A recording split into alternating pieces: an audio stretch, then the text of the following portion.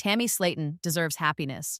But what if the man who's promising her the world is actually planning to take everything she has?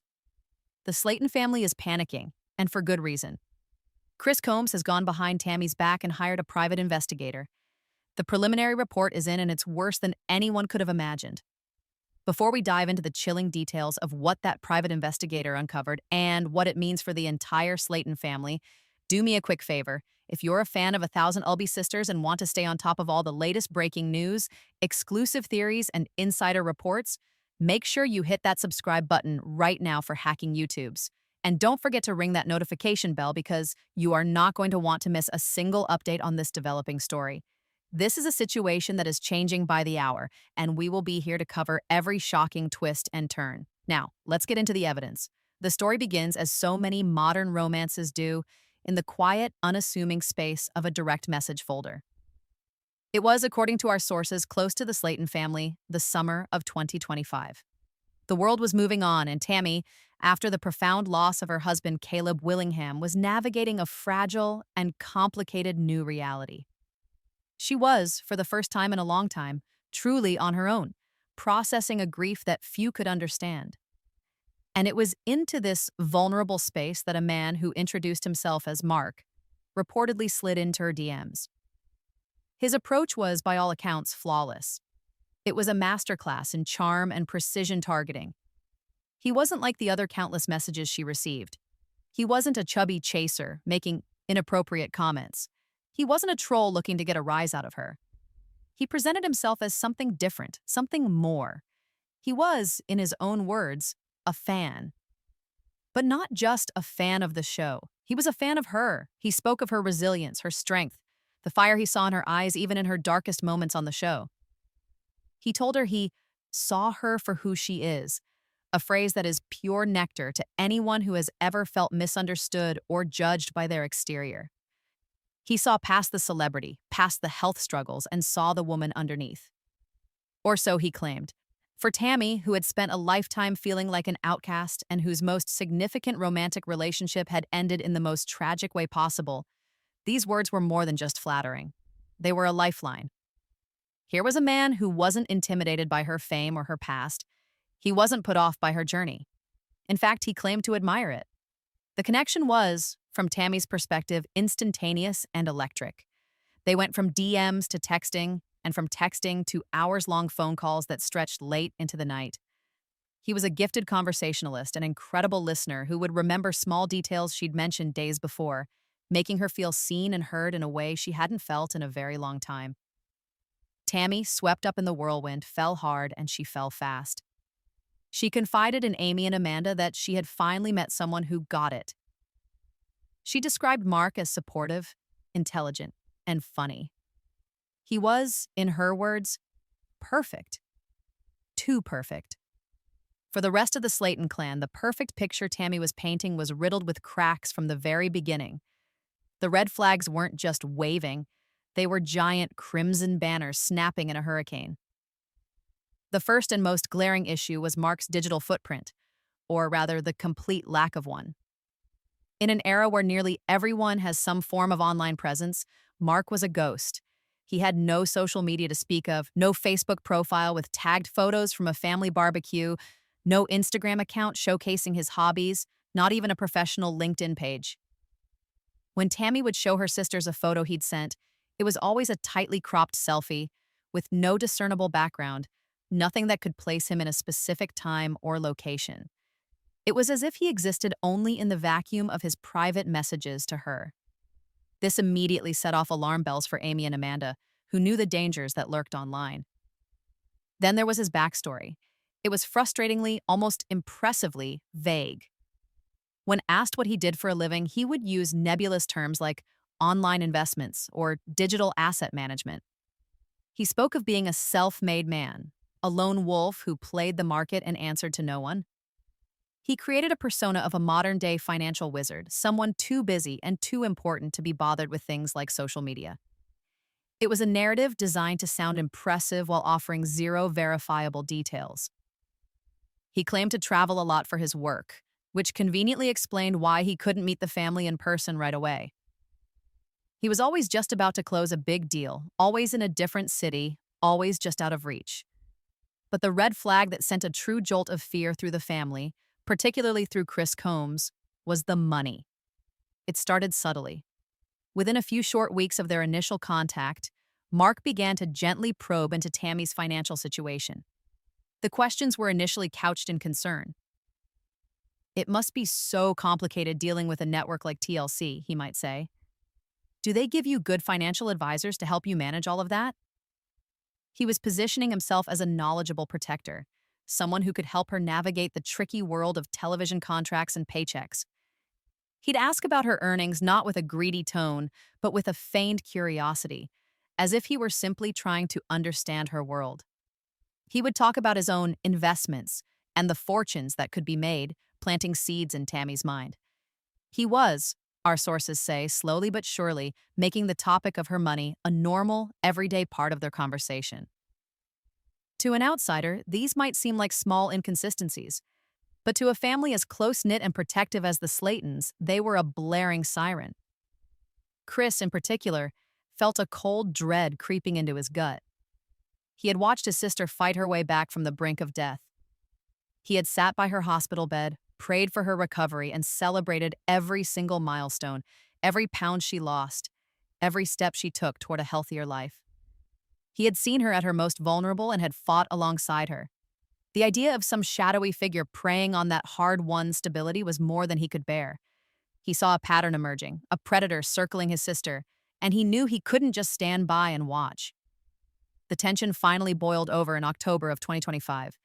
What began as a simple family dinner escalated into a full-blown confrontation. Chris, unable to hold his tongue any longer, decided to voice his concerns directly to Tammy. He questioned Mark's lack of a digital footprint, his vague job description, and his unseemly interest in her finances. He wasn't accusatory at first. He framed it as concern, as a brother just looking out for his little sister. But Tammy, who felt she was finally being seen as a desirable, independent woman, didn't perceive his words as concern. She saw them as an attack. She interpreted his questions as jealousy and a lack of faith in her judgment. The argument, according to our source who is extremely close to Chris and the family, became incredibly heated. Tammy allegedly accused Chris of never wanting her to be happy. She brought up the past, claiming that the family was so used to her being the sick one, the problem, that they couldn't handle seeing her in a healthy, happy relationship. She defended Mark with a fierce loyalty that shocked everyone at the table. "He's the only one who doesn't treat me like a patient," she reportedly yelled. "You're all just scared that I'll have a life that doesn't revolve around you and my weight." Every point Chris raised, she had a defense for, a defense that had clearly been coached and rehearsed. Mark has no social media? He's a private person. He thinks it's all toxic and a waste of time. His job is vague? It's complicated financial stuff you wouldn't understand, Chris. He's brilliant. He asks about her money? He's trying to help me be smart with it. He's worried about people taking advantage of me, which is ironic coming from you right now. The fight was brutal. It left Tammy in tears and the rest of the family in stunned silence. For Chris, it was the final, devastating confirmation he needed. He saw in Tammy's eyes not just love, but a kind of programmed defensiveness. Her arguments weren't her own, they were a script, fed to her by Mark. He was isolating her, turning her against the very people who had been her rock her entire life. That night, after the shouting had subsided and the house was quiet, Chris allegedly pulled his sister Amanda aside. His face was grim, his voice heavy with a pain and resolve she had rarely seen. He looked her in the eye and said, "I lost her once, Mandy. I almost lost her for good on that hospital bed. I'm not going to lose her again to some creep. Not now. Not ever." That statement, "I lost her once," was a direct reference to the terrifying medical emergency that had landed Tammy in a medically induced coma. It was a moment that had seared itself into the family's collective memory, a time when they were forced to confront the very real possibility of a world without Tammy in it. Chris was now equating the threat of this mysterious Mark to that same level of mortal danger. It wasn't just about money or a broken heart anymore. To Chris, this was a battle for his sister's soul, for her very survival. He knew that arguing with her was useless. She was too deep under Mark's spell. He needed something more. He needed irrefutable, undeniable proof, and he knew there was only one way to get it. It was in the days following that explosive argument that Chris Combs made a decision that would change everything. He did what any loving brother, pushed to the absolute edge of desperation, would do. He went behind Tammy's back and, using his own hard-earned money, hired a private investigator. He found a discreet, reputable firm based out of Lexington, one known for its thoroughness and its ability to dig deep into digital and financial backgrounds. He provided the investigator with everything he had: the phone number Tammy was using to contact Mark, the few photos he had sent her, and the sparse, flimsy details of his supposed life as an online investor. Chris knew he was taking a huge risk. If Tammy ever found out, it could shatter their already fractured relationship, perhaps permanently. She would see it as the ultimate betrayal, a confirmation of her belief that her family didn't trust her. But for Chris, the risk of inaction was far greater. The feeling in his gut, a cold, hard knot of certainty that something was deeply and terribly wrong, was too powerful to ignore. He had to know the truth, no matter how ugly it was. And he had a chilling premonition that it was going to be very, very ugly. He just had to pray that he wasn't too late. The wait for the private investigator's initial findings was agonizing for Chris.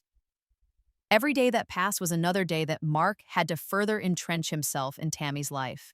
Another day to whisper his poison in her ear. Another day to get closer to her bank account. Chris found himself unable to sleep, replaying that terrible argument in his head, questioning if he had done the right thing. He confided only in Amanda, who supported his decision, sharing his deep-seated anxiety. They both tried to act normal around Tammy, a feat that became increasingly difficult as she grew more distant, her conversations more guarded, her time consumed by a man who was nothing more than a voice on the phone and a shadowy figure in a few blurry photos. The family was walking on eggshells, the unspoken tension hanging heavy in the air. Then about 2 weeks later, the email arrived. The subject line was stark and clinical. Initial findings, Mark. Chris's heart hammered against his ribs as he stared at the screen. This was it, the moment of truth. His hands trembled slightly as he opened the attached file, a preliminary report from the PI. He steeled himself for the worst, but nothing could have prepared him for the bone-chilling reality detailed in the pages that followed. The report began with the most fundamental and damning revelation of all. The man calling himself Mark was not named Mark. In fact, he had never been named Mark. The investigator, using advanced cell phone trace data and cross-referencing databases that are inaccessible to the public, had found him. His legal name, the name on his birth certificate, and, more importantly, on his extensive criminal record, was allegedly David Miller. And David Miller was not a charming online investor. He was a professional, a career con artist with a documented and horrifying history. The report was a gut punch. It was a methodical, terrifying breakdown of a predator's life work. The investigator had uncovered a string of fraud charges tied to the name David Miller, spanning across 3 different states: Ohio, Florida, and Texas. The pattern of behavior detailed in the case files was so sickeningly consistent, so eerily similar to what was happening with Tammy, that it made the hair on Chris's arms stand on end. This wasn't a matter of bad luck or a man with a troubled past. This was a refined, practiced methodology. David Miller was a specialist. His expertise, his life's work, was targeting vulnerable women he met online, gaining their trust through intense love bombing, and then systematically draining them of every penny they had before vanishing without a trace, leaving a trail of financial ruin and shattered hearts in his wake. The report didn't just list the charges, it provided harrowing summaries of his known victims. The first case highlighted was from 2019 in a quiet suburb of Cleveland, Ohio. The victim was a recently widowed woman in her late 60s. David, using the alias John, had found her on a grief support forum online. He preyed on her loneliness and sorrow, presenting himself as a fellow widower who understood her pain. He became her confidant, her digital shoulder to cry on. Within 3 months, he had convinced her that he was an expert in managing estates and that her late husband's life insurance payout was at risk in a volatile market. He persuaded her to transfer the entire sum, over $200,000, into a secure, high-yield account that he controlled. Once the transfer was complete, John disappeared. The phone number went dead, the email account was deleted. The woman was left with nothing but an empty bank account and the crushing shame of her own gullibility. The second case was from 2021 in Florida. The target was a divorced elementary school teacher in her early 50s, a woman who had posted on a dating site that she was looking for a fresh start. This time, David's alias was Steven, a supposed tech entrepreneur working on a revolutionary new cryptocurrency. He dazzled her with complex jargon and fake projection charts, promising her a future of financial freedom where she would never have to work again. He painted a picture of exotic travel and a life of luxury. He convinced her that her modest teacher's retirement fund was the only thing standing between them and their shared dream. She cashed out her entire 401k, every dollar she had saved over a 30-year career, and invested it in his sham crypto platform. 2 weeks later, the website was gone, and so was Steven. She lost her job, her home, and was forced to move in with her sister, utterly defeated. The investigators' report detailed a third case, even more recent, from 2023 in Texas. The victim was a single nurse who worked grueling 12-hour shifts. He approached her as Paul, a man who claimed to have a rare chronic illness that made it difficult for him to work. He played on her natural instinct as a caregiver, sharing fabricated medical reports and heart-wrenching stories of his struggle. He never asked for large sums, not at first. It was a slow bleed, a few $100s here for a specialist consultation, $1,000 there for an experimental treatment. Over the course of 6 months, he methodically siphoned over $50,000 from her savings, all while promising her that once he was healthy, they would build a life together. The last she ever heard from him was a text message saying he was going into a risky surgery from which he might not emerge. He never did. As Chris read through these case summaries, a wave of nausea washed over him. He saw Tammy in every single one of these women. He saw her loneliness, her desire for a fresh start, her compassionate heart. David Miller wasn't just a con artist, he was a psychological chameleon, expertly morphing himself into whatever his victims needed him to be. A fellow mourner, a financial savior, a patient in need of care. He was a monster who profited from pain. And then, at the very end of the preliminary report was the final devastating piece of evidence. The investigator had attached a file. It was a mugshot of David Miller from a 2022 arrest in Florida on charges of grand theft by deception. Chris clicked it open, his breath catching in his throat. The man staring back at him from the screen with cold, dead eyes and a flat, emotionless expression was undeniably the same man from the photos Tammy had so proudly shown him. It was a perfect, sickening match.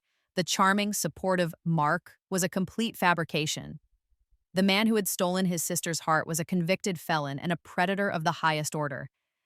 The PI report did more than just reveal David Miller's criminal past. It provided a terrifying blueprint of his methods, and as Chris and Amanda read it together, they could see he was running the exact same playbook on Tammy, move for devastating move. The first and most crucial phase of the con, which the investigator termed isolation of the target, was already well underway. The report detailed how in every prior case, David Miller's primary objective was to sever the victim's ties to her support system, her family, her friends, her financial advisors, anyone who might question his motives or see through his charade. He achieved this through a sophisticated campaign of psychological manipulation, convincing the target that her loved ones were not her protectors, but her enemies. Our source confirms that Mark, or rather David, was systematically poisoning Tammy against her own family. The source claims that David's late-night phone calls were filled with carefully crafted narratives designed to breed paranoia and resentment. He would allegedly take any small family squabble and twist it into a grand conspiracy against her. A simple question from Amy about her diet would be reframed by David as, "See, Amy just wants you to stay big because she's not the center of attention anymore." Chris's legitimate concerns about him were spun as pure jealousy. "Chris can't stand to see another man making you happy," David would reportedly whisper to her. "He's a classic controller. He wants you to be dependent on him forever." He painted the Slatons not as a loving, albeit dysfunctional, family, but as a group of jealous, controlling saboteurs who were terrified of her newfound independence and happiness. He was positioning himself as her sole ally, the only person in the world who truly wanted what was best for her. Tragically, for a woman who had long struggled with her place within her own family dynamic, these manipulative suggestions found fertile ground. Tammy began to withdraw. She started screening her calls, letting Chris's attempts to reach her go straight to voicemail. Her texts to Amy became short and dismissive. The report from the investigator had chillingly predicted this exact behavior, noting that victims often exhibit a siege mentality, believing it's them and their new partner against a hostile world. David had convinced Tammy that her family's concern was not love, but an attempt to sabotage her first real chance at happiness after Caleb. He was framing their every protective instinct as an attack, and Tammy, blinded by what she believed was love, was buying it completely. The isolation phase then moved into its next, more dangerous stage: financial entanglement. The investigators' report showed that this was David Miller's signature move, the point of no return for his previous victims. And now he was making it with Tammy. The source close to Chris claims that David had recently floated an idea to Tammy, an idea presented as a brilliant step toward her future and their future together. He allegedly talked her into opening a new bank account, a joint account just for the two of them. His rationale was slick and convincing. He told her it was about organizing her finances, about creating a project fund for their future, a future that might include a new home away from the prying eyes of her family. He framed it as an act of trust and partnership, a symbol of their commitment. He even suggested that she should start having her TLC paychecks deposited directly into this new account to streamline everything and protect it from her family, who he claimed might try to control her money. For Tammy, this was an intoxicating proposition. It felt like a truly adult step, a declaration of her independence. She saw it as proof that Mark trusted her and saw her as an equal partner. She was no longer just Tammy from the show. She was a woman building a future with her man. The source alleges that they opened the account online, a simple, anonymous process that took less than 30 minutes. Tammy, filled with hope and excitement, likely didn't even read the fine print. She didn't realize that by making it a joint account, she was giving David Miller, a man she had never met in person, a man whose real name she didn't even know, complete and unrestricted access to every single dollar that went into it. He could withdraw the entire balance at any time, from anywhere in the world, and there would be nothing she could do about it. The trap had been set. All he had to do now was wait for the money to come in before he pulled the trigger and vanished, just as he had done so many times before. Chris and Amanda realized with a surge of panic that they weren't just fighting for Tammy's heart anymore. They were in a race against time to save her from total financial annihilation. Armed with the horrifying PI report, Chris knew that another one-on-one confrontation would be futile. Tammy was too far gone, her defenses too high. She would dismiss the report as a fabrication, another one of his tricks to ruin her happiness. He needed overwhelming force. He needed to present a united front that she couldn't easily dismiss. This is when the idea of a full-scale family intervention began to take shape. This wouldn't be a quiet chat over dinner. This would be a planned, structured, and emotionally charged event. Our source confirms that Chris is now in the process of organizing this intervention. He's bringing everyone in: Amy, Amanda, Michael, even Misty and other extended family members who Tammy trusts. The plan is to sit her down, away from the influence of her phone and David's manipulative whispers, and confront her with the cold, hard truth. They are planning to present her with the evidence piece by piece. First, the revelation of his real name, David Miller. Then the detailed case files of his previous victims, women whose stories would surely echo her own. And finally, the undeniable proof, the mugshot. They plan to print a large, high-quality copy of it, forcing her to look into the eyes of the man who has been lying to her for months. They will appeal to her not with anger, but with desperation and love, begging her to see that they are not trying to control her, but to save her. Chris believes that if the entire family surrounds her with love and presents her with this mountain of irrefutable evidence, the walls she has built around herself might, just might, begin to crumble. But Chris is also a pragmatist. He knows his sister. He knows her stubbornness and her capacity for denial, especially when her emotions are involved. This realization led him to a desperate and potentially brilliant final gambit. He decided to leverage the one thing that has defined their lives for the past several years, the show. Our source alleges that Chris has reached out directly to the producers of 1,000 plus Sisters. He's not just informing them of the situation, he is begging them to film the intervention. His reasoning is twofold. First, the presence of cameras and a production crew would add a level of gravity to the situation that Tammy couldn't ignore. It would transform it from a private family squabble into a serious, documented event. She couldn't just storm out or scream and yell her way out of it when a full crew was recording.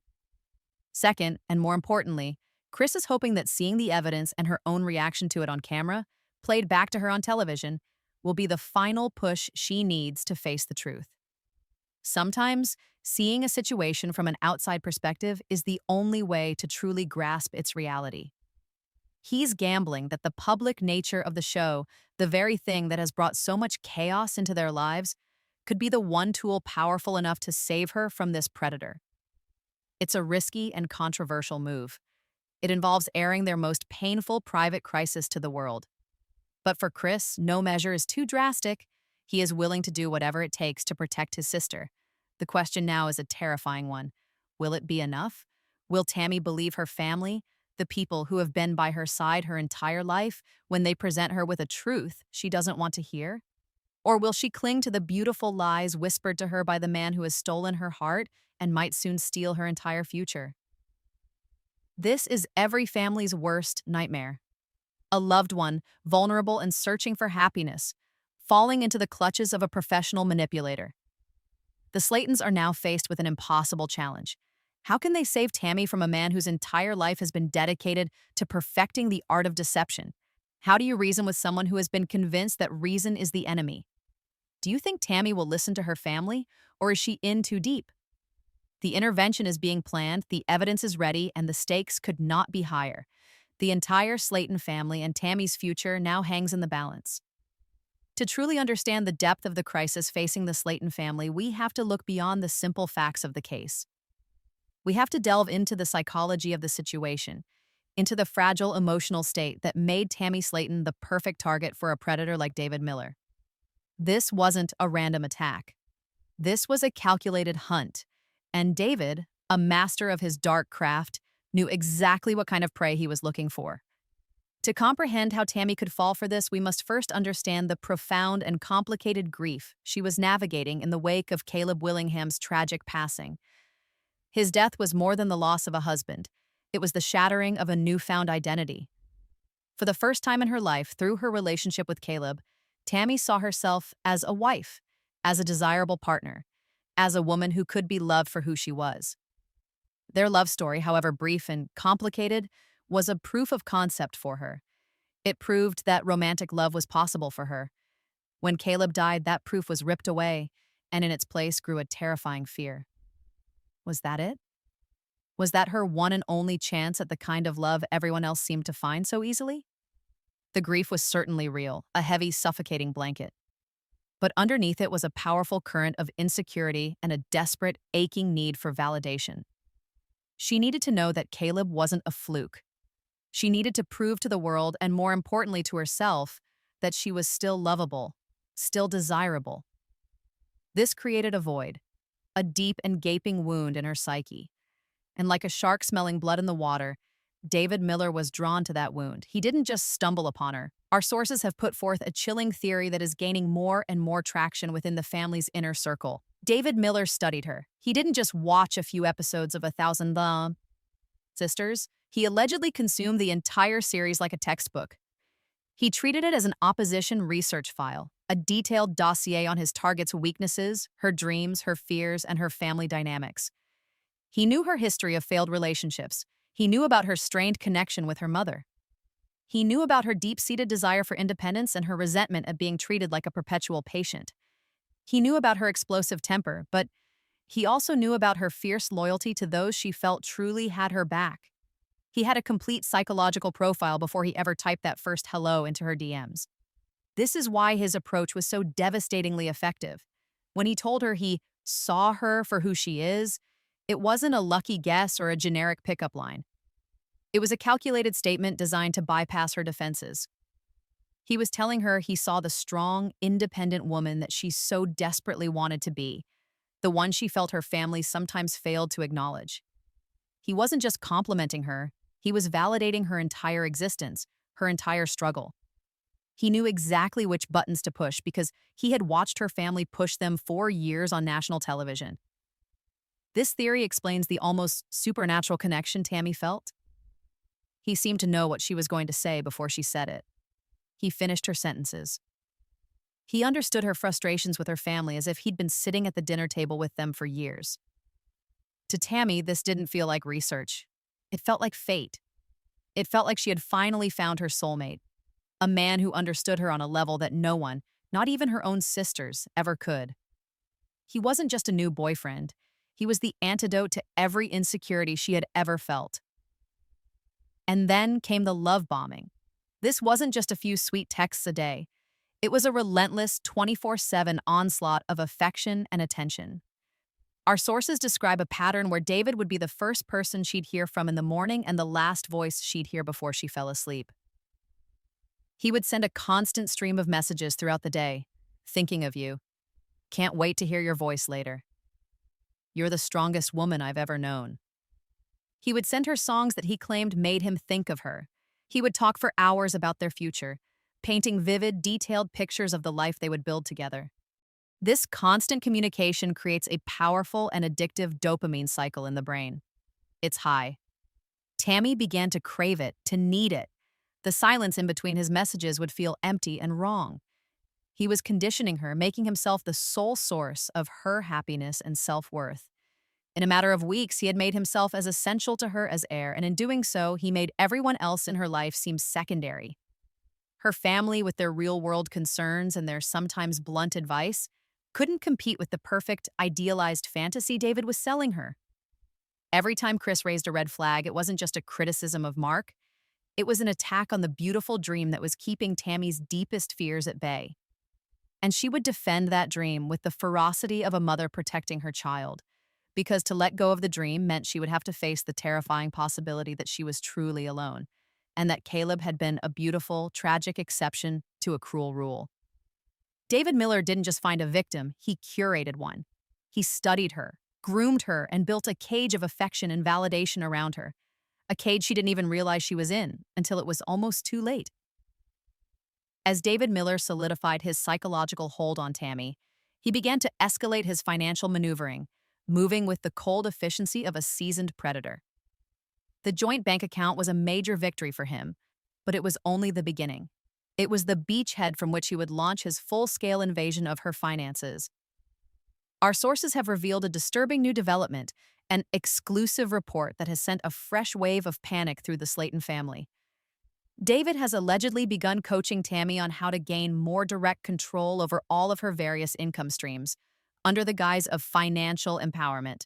He's a wolf teaching a sheep how to unlock the gate to her own pen. He has reportedly convinced her that the way her finances have been managed, often with the help of her family and network-appointed advisors, is a form of control. He's positioning himself as a liberator, the one who will teach her how to be a true financial independent. He's started asking about revenue sources the family might not monitor as closely. What happens to the money you make from your Cameo videos, he might ask. Is that going into an account that only you control? He's allegedly walked her through the process of changing the passwords on her YouTube channel, monetization account, and her social media partnership portals. Each password she changes, each account she redirects to their new joint fund, feels like a victory for her, a step toward the independence she craves. To her, it's taking control of her life. To David, it's simply consolidating the loot in one easy-to-grab location. He is systematically dismantling the financial firewalls her family and her career have built around her, all while making her believe it's her own brilliant idea. A recent incident, shared by our source, perfectly illustrates how deep his influence has become. Amanda, who often helps Tammy with budgeting and bills, had reportedly called to ask about an unusually high utility bill. It was a routine conversation, the kind they'd had 100 times before. But this time, Tammy's reaction was completely different. Instead of her usual casual response, she became intensely defensive and almost condescending. She allegedly spouted a stream of sophisticated-sounding financial jargon. "I'm diversifying my liquid assets, Amanda," Tammy reportedly said, her voice dripping with an unearned confidence. "You can't be afraid to take on calculated debt to leverage future growth. Mark says that static capital is dead capital." Amanda was left speechless. Tammy, who had always struggled with basic budgeting, was suddenly talking like a Wall Street day trader. It was terrifying. The words were Tammy's, but the voice, the script, was entirely David Miller's. He wasn't just in her ear anymore, he was inside her head, shaping her very thoughts and vocabulary. Simultaneously, David has been aggressively future faking, a classic tactic used by manipulators to solidify their victims' commitment. He's making the fantasy of their future so real, so tangible, that it becomes worth fighting for. Our sources allege that he has been sending Tammy real estate listings from Zillow and other sites. These aren't just random houses. He's sending her links to beautiful, sun-drenched homes in Florida, a state where, conveniently, he has operated before and likely has an established network for disappearing. He sends her pictures of houses with big swimming pools, modern kitchens, and walk-in closets. "Can't you just picture us here, babe?" he'll text her. "No more cold Kentucky winters, no more family drama, just you and me by the pool, living our best life." He's selling her a complete escape. An escape from her past, from her grief, and most importantly, from her family. This tactic serves two purposes. First, it gives Tammy something concrete to dream about and to defend. When Chris questions Mark, Tammy isn't just defending a man on the phone. She's defending the beautiful Florida house with the swimming pool. She's defending the very idea of a happy, peaceful future. Second, it serves David's ultimate goal: physical isolation. If he can convince her to sell her home in Kentucky and move across the country, he will have her completely cut off. She'll be in a new state, with no friends, no family nearby, and completely dependent on him financially and emotionally. She would be utterly and completely at his mercy, and woven into this beautiful tapestry of lies are subtle, insidious emotional threats. He never raises his voice. He never has to. He controls her with the threat of his absence. If she questions him or seems to be siding with her family, he'll grow distant. His texts will become less frequent. He might say something like, "Well, if you're going to believe them over me, then I don't know what we're doing here." Or, "I'm fighting for us, Tammy, but I can't do it alone. If you don't trust me, then we have nothing." This sends Tammy into a panic. She is terrified of losing this man, this perfect dream he represents. So she apologizes, she placates him, and she redoubles her efforts to prove her loyalty to him, which usually involves pushing her family even further away. He has created a cruel feedback loop where the only way for her to feel his love is to betray her own family. It's a masterful, monstrous game of emotional chess, and Tammy, unknowingly, is the pawn he is preparing to sacrifice. The weight of this knowledge was crushing Chris Combs. The PI report wasn't just a document. It was a ticking time bomb, and every passing day brought his sister closer to utter devastation. The planning of the intervention became his all-consuming obsession, a desperate mission that took a heavy toll. He was a man at war, not only with a con artist, but with his own conscience. To save his sister, he had to orchestrate what she would undoubtedly see as the ultimate betrayal. Our source describes Chris as being a wreck during this period. He was barely sleeping, his mind constantly churning. He felt an immense guilt, replaying conversations, wondering if a different word or a gentler tone could have gotten through to her without resorting to such drastic measures. Amanda became his rock, the strategist to his raw emotional force. She was the one who kept him focused, reminding him that this gut-wrenching decision was born of love, not malice. "This is tough love, Chris," she reportedly told him. "The toughest there is, but we have to do it. We're all she has." The rest of the family was a roiling mix of fear and resolve. Amy, in particular, was deeply conflicted. As Tammy's closest sibling in age and experience, she understood the deep well of loneliness that Mark was exploiting.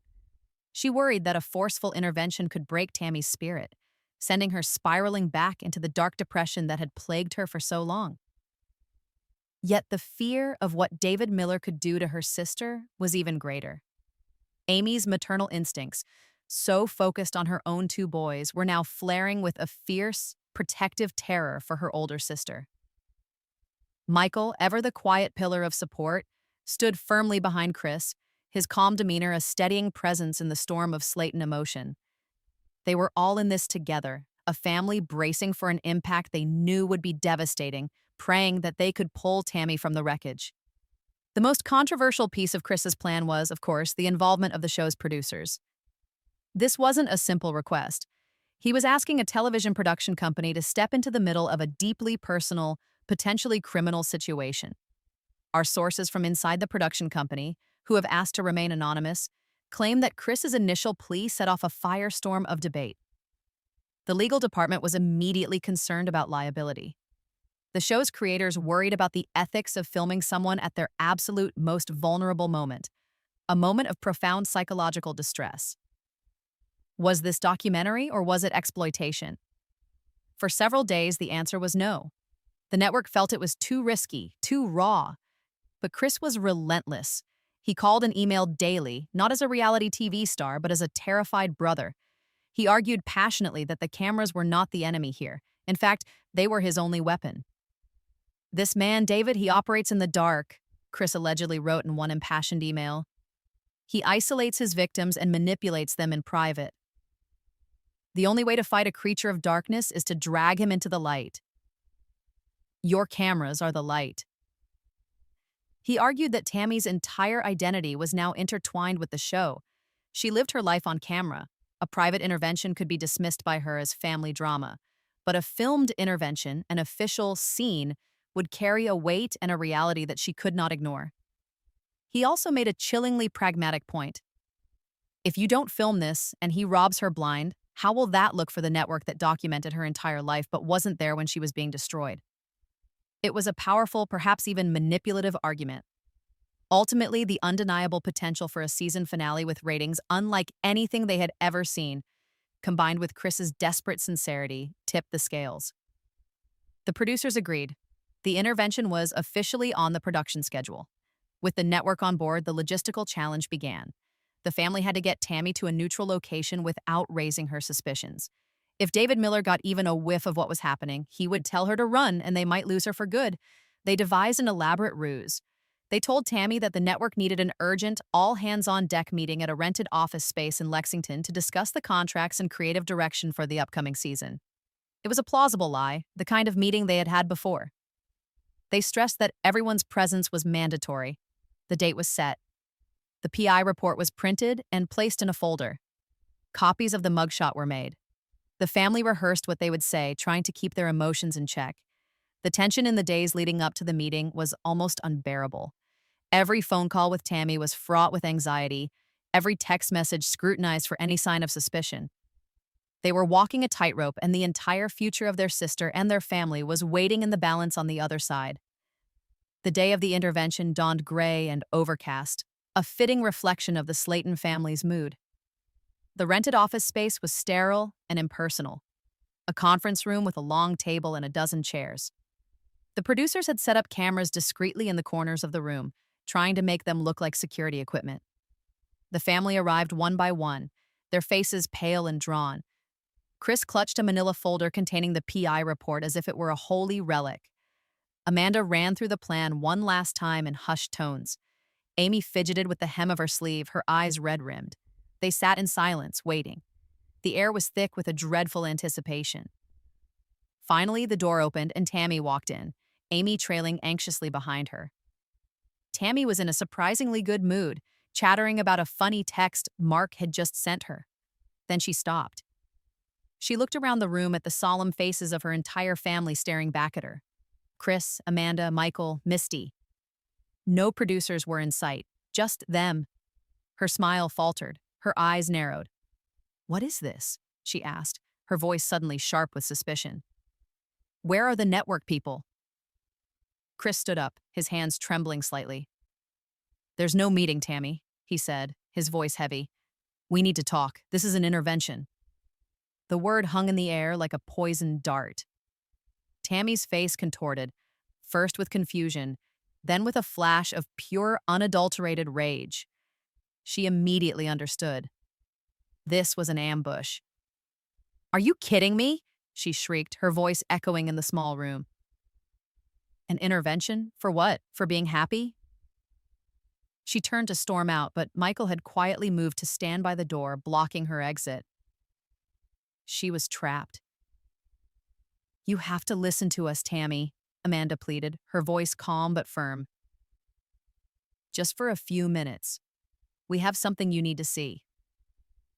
Chris stepped forward and placed the manila folder on the table in front of her. "The man you know as Mark," he said, his voice cracking with emotion, "is not who you think he is." What followed was a brutal, heart-wrenching confrontation. Chris opened the folder and began to read from the investigator's report. He started with the name, David Miller. Tammy just laughed, a harsh, bitter sound. "Oh, this is rich," she spat. "You're so pathetic, Chris. You paid someone to make up a whole new person? You're a liar." She refused to even look at the paper. Then Chris moved on to the case files, detailing the stories of the widow in Ohio, the teacher in Florida. With each story, he emphasized the parallels to her own situation: the online meeting, the love bombing, the financial manipulation. Tammy's rage only grew. "You're disgusting!" she screamed, tears of fury now streaming down her face. "You're trying to compare me to these stupid, pathetic women. I'm not them. Mark loves me." She directed her venom at each of them. She accused Chris of jealousy, Amanda of being a controlling busybody, and Amy of secretly wanting her to be miserable. The turning point came when Chris pulled out the final piece of evidence. It was an 8x10 high-resolution printout of David Miller's mugshot. He slid it across the table. "Look at him, Tammy," Chris said, his voice barely a whisper. "Just look at his face." For a moment, she refused. She kept her eyes locked on Chris, her face a mask of defiance. But curiosity, a sliver of doubt, finally won. Her gaze flickered down to the photograph on the table. A strangled gasp escaped her lips. The man in the picture was undeniably Mark. The cold, dead eyes in the mugshot were the same eyes she had stared at in countless selfies, but stripped of the warmth and charm he had projected. It was him, but it was a version of him she had never seen, a hollowed-out, predatory stranger. The photograph was a crack in her carefully constructed reality. But denial is a powerful force. "It's fake," she stammered, though her voice lacked its earlier conviction. "It's photoshopped. You did this to hurt me." It was Amy who delivered the final devastating blow. She stepped forward, tears flowing freely down her cheeks, and knelt in front of Tammy's chair. She didn't yell. She didn't accuse me. She just spoke, her voice thick with a lifetime of sisterly love and shared pain. "Forget the picture, Tammy. Just listen to yourself," she sobbed. "Listen to what you're saying. They're all jealous. They're trying to control me. You just don't want me to be happy. These are the exact same things every single man who ever hurt you has told you to say about us. They all do it. They all try to make you believe that we're the enemy, so they can get what they want. He's not different, Tammy. He's just better at it." Amy's words, so simple and so profoundly true, cut through the rage and the denial like a surgeon's scalpel. They hit a nerve deep inside Tammy, a truth she had been refusing to acknowledge. The script David had given her was not unique. It was a recycled set of lies, used on countless others before her. She wasn't his soulmate. She was just his latest mark. The realization did not come as a wave, but as a complete and catastrophic collapse. Tammy stared at the mugshot, then looked at Amy's tear-streaked face, and her own face crumpled. The furious rage vanished, replaced by a sound of pure animal grief. A guttural sob tore from her throat as the full weight of the deception crashed down upon her. The beautiful Florida home, the promises of a future, the late-night whispers of love, it was all a lie. A carefully constructed illusion designed to rob her. She hadn't just been fooled, she had been targeted, hunted, and emotionally dismantled by a professional. The humiliation was immense. The heartbreak was absolute. She covered her face with her hands and began to weep uncontrollably, her body shaking with violent, racking sobs. It was the sound of a heartbreaking, of a dream dying. At that moment, the family didn't see a victim or a fool. They just saw their sister Tammy in unimaginable pain. Chris and Amanda rushed forward, wrapping their arms around her as Amy held her hands. They held her as she fell apart, a shattered woman finally safe, finally home, in the protective embrace of the very family she had been taught to hate. The intervention was over. The long, painful road to healing had just begun.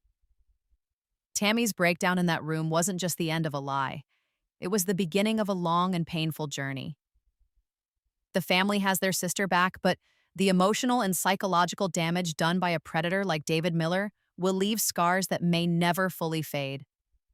The road ahead will be filled with rebuilding trust, not just in others, but in her own judgment. Can Tammy heal from this ultimate betrayal? And what happens to the con artist who is still out there, likely already searching for his next victim? This is a developing story, and we will be following every new detail. What do you think the next steps should be for the Slaton family? Should they pursue legal action? And how can Tammy protect herself from ever falling into a trap like this again?